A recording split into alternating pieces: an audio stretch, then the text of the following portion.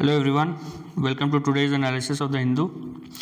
आज हेडलाइन से नहीं, आज से स्टार्ट करते हैं कि global warming and pollution are stripping vibrant colours from nature. ये बेसिकली क्या बोल रहा है कि जो अलग अलग ऑर्गेनिजम्स होते हैं, अलग अलग रीजन्स में उनका अलग अलग कलर होना चाहिए। जैसे अगर वो ट्रॉपिकल में कोई सांप है तो उसका कलर अलग होगा।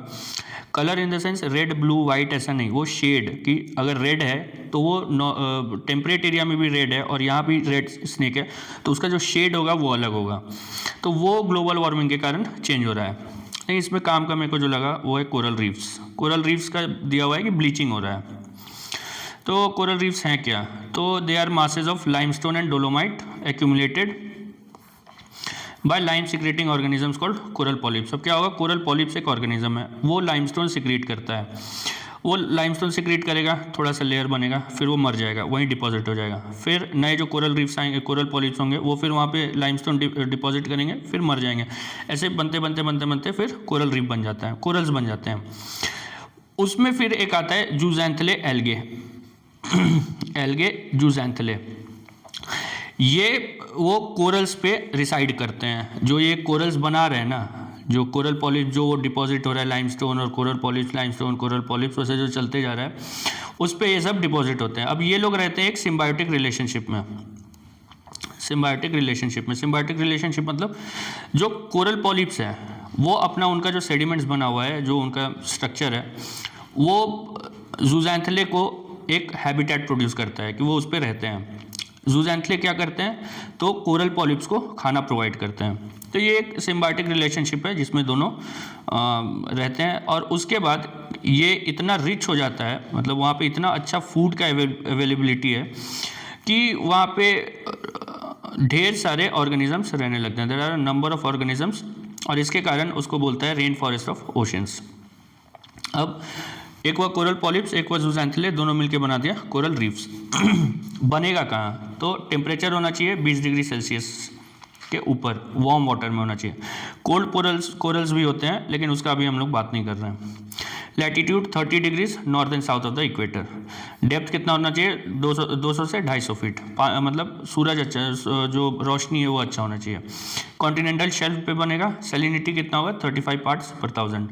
फिर क्लियर वाटर होना चाहिए, सेडिमेंट्स नहीं होना चाहिए। टाइप्स, एक होता है फ्रिंजिंग रीफ, ये छोटा छोटा होता है और जो शोर होता है उसके पास होता है और ये डिसकंटिन्यूस होता है।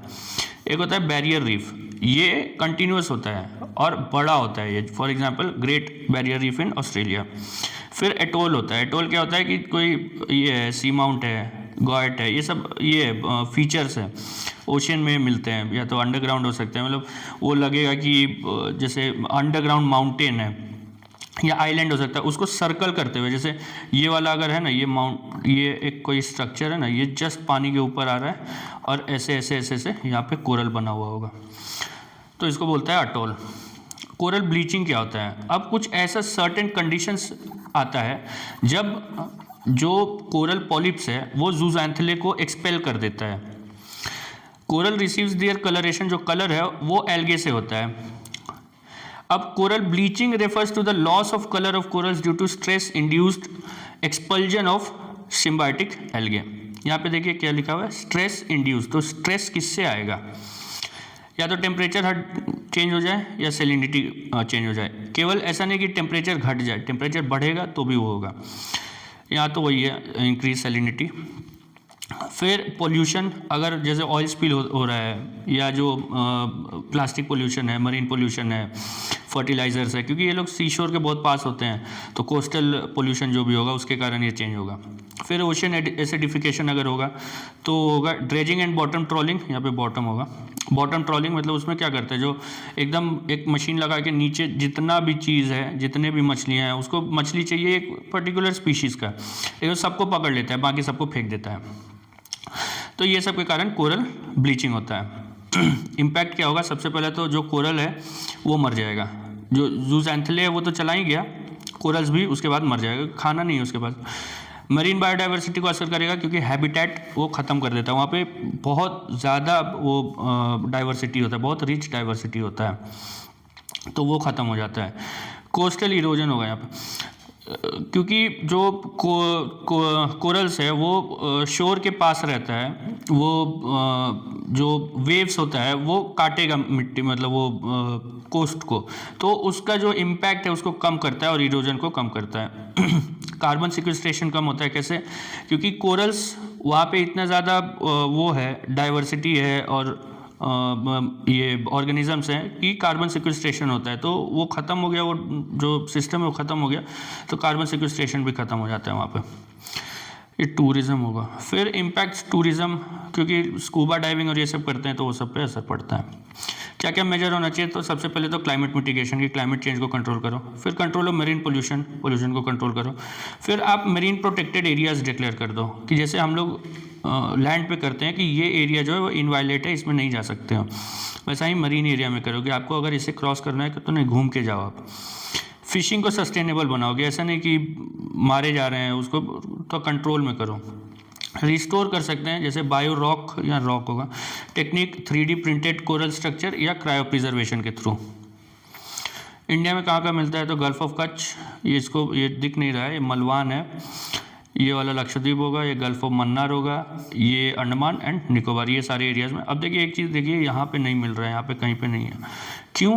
क्योंकि यहाँ पे ढेर सारे रिवर्स ड्रेन होते हैं और उनमें ढेर सारा सेडिमेंट होता है, तो इसलिए यहाँ पे कोरल्स नहीं मिलते हैं। प्लस दूसरा कारण है कि यहाँ पे बार बार साइक्लोन्स आता है। वर्ल्ड में डिस्ट्रीब्यूशन देखिए, अब देखिए 30 डिग्रीज उसी में ये मिलेगा, उसके ऊपर ये मिलता नहीं है, तो ये ध्यान में रखिएगा। ये मेंस का टॉपिक है, प्री का ये टॉपिक है, ये वाला प्री में, ये वाला मेंस में भी आपको पूछ सकता है कि what are the important factors की या conditions required for the formation of coral polyps या जो भी तो ध्यान में रखिएगा। अभी हेडलाइन ये है कि जो AI क्यूरेटेड कंटेंट है, मतलब AI से बना हुआ, उसको लेबल करना है। ये आप लोग एग्जाम्पल के तौर पे यूज़ करिएगा अगर आता है कि AI को कंट्रोल करने, मतलब उसको जो AI का मिसयूज़ है उसको प्रिवेंट करने के लिए सरकार क्या कर रही है। हेमंत बिश्व शर्मा पे अभी सुप्रीम कोर्ट में एक केस हो गया है, जो इन्होंने अच्छा कमेंट दिया था उसके ऊपर। ये उत्तराखंड में जो जिम ओनर है उनके ऊपर दिया हुआ है, जिन्होंने वो मुस्लिम मैन को मतलब वो प्रोटेक्ट किया था। यहाँ पे एक कास्ट सिस्टम पे दिया हुआ है। ये 3 महीने बाद ये न्यूज़ आया है कि उड़ीसा में एक दलित एम्प्लॉय को नौकरी दिया, 20 साल की लड़की है, तो वहाँ पे लोगों ने उसको, अपने बच्चों को वहाँ भेजना छोड़ दिया। तो ये तो अभी देश का हाल है। ये कल हम लोग देखे, कल नहीं 2-3 दिन पहले देखे थे कि न्यू स्टार्ट जो ट्रीटी था वो ख़त्म हो रहा है, तो वो 5 तारीख को ख़त्म हो चुका है। अब ये एडिटोरियल बोल रहा है कि एक नई ट्रीटी की ज़रूरत है जिसमें जो चाइना है इसको भी इन्वॉल्व होना चाहिए। ये नए जापान के नए PM के बारे में दिया हुआ है कि उनको 2/3 मेजॉरिटी आया है, अब उनको क्या करना चाहिए क्या नहीं करना चाहिए। और वो शिंजो आबे के उनके साथ काम करती थी, और शिंजो आबे जो थे वो इंडिया का बहुत बढ़िया मतलब इंडिया के प्रो टाइप के आदमी थे, तो वही ये लोग एक्सपेक्ट कर रहे हैं कि जापान अभी इंडिया के क्लोज आएगा। ये जो आर्टिकल है इसमें दिया हुआ है कि जो मिलिट्री AI का मिलिट्री में यूज़ है उससे क्या जो थ्रेट आ रहा है उसके ऊपर है। बस ये एक जो स्टेटमेंट है ना, ये थोड़ा, the real danger is that AI could very soon eclipse the smartest individuals and nobody can or will know when। ये मेरे को थोड़ा फार फेचेड लग रहा है, मतलब मूवी की तरह है कि भाई AI अपने आप को ही एकदम बाप बना लिया। Fighter push HAL's experience with private enterprise. अब देखिए एक इंडिया को क्या बनाना है, एक एडवांस मीडियम कॉम्बैट एयरक्राफ्ट, तो इसमें HAL, इसमें जो भी बनाने का जो कॉन्ट्रैक्ट होना था या जो प्रोटोटाइप्स बनाना था उसमें 3 पार्टीज़ को सेलेक्ट किया गया है, उसमें HAL नहीं है। तो अब HAL नहीं है तो उससे क्या चैलेंज होगा, वो जो प्राइवेट पार्टीज़ होंगे उसको क्या एक्सपीरियंस नहीं है, फाइटर पायलट मतलब टेस्ट के लिए पायलट नहीं है, पायलट वो टेस्टिंग का रेंज नहीं है, ये सब वो दिया हुआ है। ठीक है, ये UGC गाइडलाइन पे फिर दिया हुआ है। Reckoning for India's aviation sector, 2 main point है इसमें। पहला कि जो 2025 में जो सेक्टर था, जो एविएशन सेक्टर है उसमें क्या क्या चैलेंजेस हुआ, और दूसरा कि इसको डुओपोली हो गया है कि एक इंडिगो हो गया है, एक एयर इंडिया हो गया है। इंडिगो लगभग 60-65% कंट्रोल कर रहा है 70% ऑफ द मार्केट, और एयर इंडिया जो है वो 35-40 ऐसा कुछ कंट्रोल कर रहा है। तो इसको क्या करना चाहिए हम लोगों को, कैसे टैकल करना चाहिए? और फिर जो वो इंडिगो का जो दिसंबर में हुआ था कि वो पायलट पे वो ड्यूरेशन और लिमिटेशन वो सब लगा दिया था वर्किंग आवर्स का, तो उस पर क्या दिक्कत हुआ था वो सब दिया हुआ है। और अभी स्पेस एक्स और ब्लू ओरिजिन दोनों लगभग साथ में ही ये बोल दिए हैं कि हम लोग जो है अब मून पे फोकस करेंगे।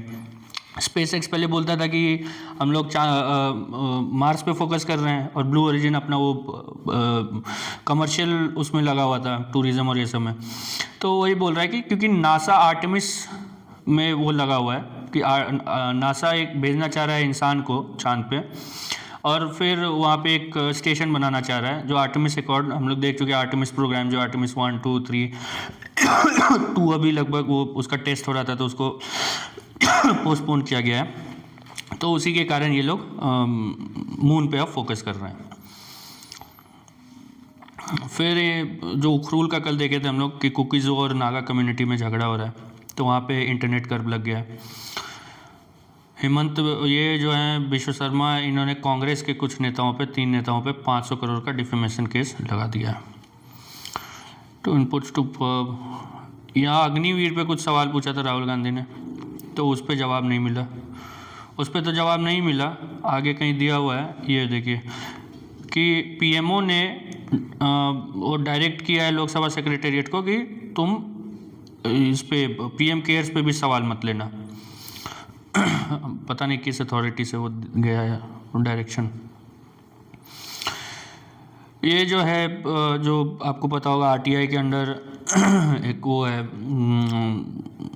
चीफ इंफॉर्मेशन कमीशन है और स्टेट इंफॉर्मेशन कमीशन है, तो उसमें सेंट्रल इंफॉर्मेशन कमीशन सॉरी तो ये लोग आरटीआई का वो सुनते हैं, मतलब अपील सुनते हैं कि आपने आपने अपील फाइल किया, आपने आरटीआई फाइल किया और उसने मना कर दिया कि नहीं हम इन्फॉर्मेशन नहीं देंगे, तो आप अपील करोगे, तो किसको करोगे? तो इसी को करोगे, सीआईसी को। ये बोल रहा है कि ये जो ह्यूमन राइट्स का बॉडी है उसको भी आप दे सकते हो ये अपील सुनने के लिए, ये सुप्रीम कोर्ट ऐसा बोल रहा है।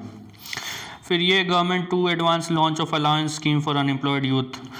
अब इसमें देखिए जो स्टेट फाइनेंसेस हैं, ठीक है, जो अभी कब से हम लोग पढ़ रहे हैं तमिलनाडु के बारे में कि उसका लोन बहुत ज़्यादा हो गया है, तो ये सब जो स्टेट्स हैं ना, ये जो फ्री ये ऐसे बांट रहे हैं पैसा, इसके कारण इनका रिवेन्यू एक्सपेंडिचर बढ़ रहा है।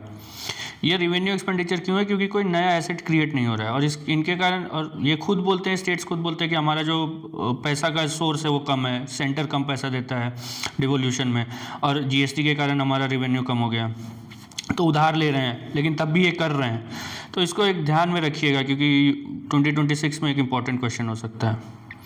ओम बिरला साहब के खिलाफ ये लोग ले आए हैं, मतलब अभी नोटिस दिया है, तो उसमें कल देखे थे आर्टिकल 93, 94 दोनों। 93 बोलता है कैसे वो कि होंगे स्पीकर, डिप्यूटी स्पीकर, और 94 बोलता है कि उनको हटाया कैसे जा सकता है, और दोनों एक दूसरे को रेजिग्नेशन देते हैं। जो स्पीकर है वो डिप्टी स्पीकर को, जो डिप्टी स्पीकर है वो स्पीकर को। हमारे मिस्री साहब हैं, विक्रम मिस्री, ये parliamentary standing committee on external affairs के सामने ये गए थे, तो इन्होंने लेकिन ये जवाब नहीं दिया कि रशिया से इंडिया ऑयल कम करेगा कि नहीं। बांग्लादेश से यूएस का डील हो गया है कि यूएस उसको अब कपास भेजेगा, मतलब रॉ कॉटन, जो आज तक इंडिया भेजता रहा है, और उस कपास से, उस रॉ कॉटन से जो मर्चेंडाइज बनेगा वो यूएस ज़ीरो टैरिफ पे इंपोर्ट करेगा। यूजीसी, नेटफ्लिक्स ने बोला कि वो जो घूसखोर पंडित था उसका हम लोग नाम बदल देंगे।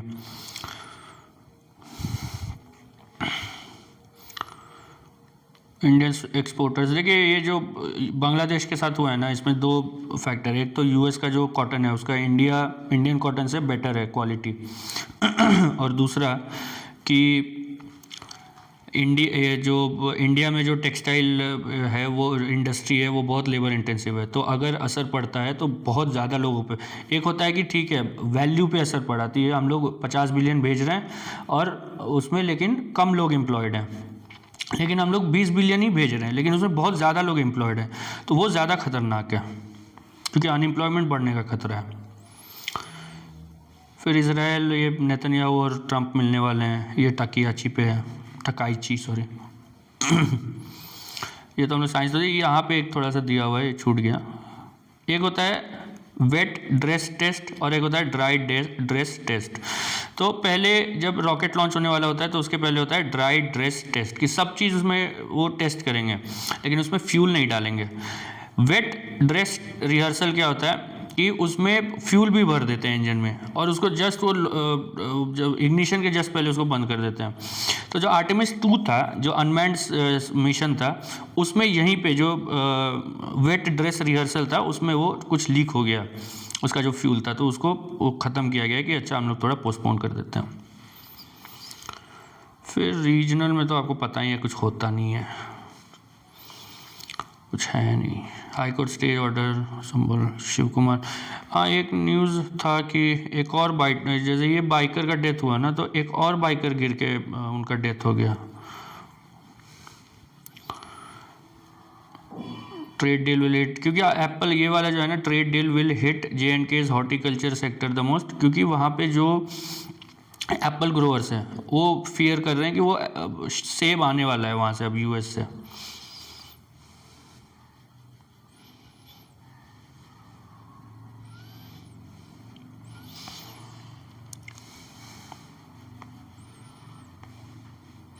ये वाजिद अली शाह, इनके ऊपर एक किताब आने वाली है, मतलब ये पहले उर्दू में था लेकिन अब उसको इंग्लिश में ला रहे हैं। तो वाजिद अली शाह लखनऊ के नवाब थे अवध के, ये इनको 1856 में इनको हटा दिया, डिपोज कर दिया गया था। तो उसके बाद फिर रिवोल्ट हुआ था, तो 1857 का, उसमें इनकी वाइफ हजरत रानी बेगम हजरत महल वो लड़ी थी।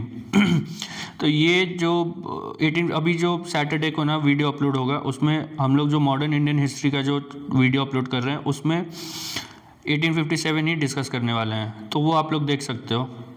पूरा जो हिस्ट्री का जो पूरा कोर्स है वो उसमें कवर होगा, वो सारे सीरीज़ वो वीडियो में, वो प्लेलिस्ट बना हुआ है चैनल पे, उस पर आप लोग जाओगे, आप लोग इंट्रोडक्शन देख लेना, उसमें दिया हुआ है कि कैसे पूरा जो कोर्स है वो कवर होगा। तो आज बस इतना ही है। वो कोरल्स को ध्यान में रखिएगा, क्योंकि कोरल रीफ्स वैसे भी इंपॉर्टेंट टॉपिक है, प्री के लिए भी, मेंस के लिए भी, और इसको फॉलो करते हैं क्या होता है, क्योंकि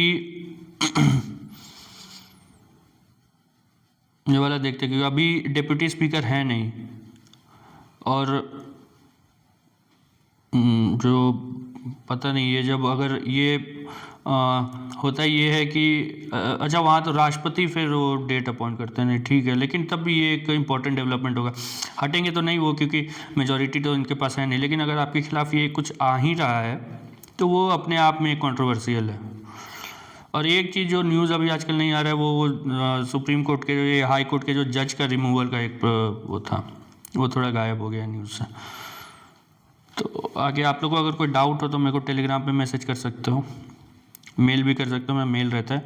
और हिस्ट्री का अगर आपको क्लास करना हो, वीडियो देखना हो, तो आप इसी चैनल पे, मेरे चैनल पे आपको पूरा, अभी तो 4 या 5 क्लास हुआ है, अभी हम लोग वहाँ तक कवर किए हैं, economic impact of British rule, और अभी सैटरडे को होगा ट्राइबल अपराइजिंग्स और सिविल रेबिलियंस, और उसके बाद रिवोल्ट ऑफ 1857। सैटरडे और संडे को क्लास अपलोड होता है। नोट्स एक टेलीग्राम चैनल का लिंक रहता है, उस पर सारा नोट्स रहता है।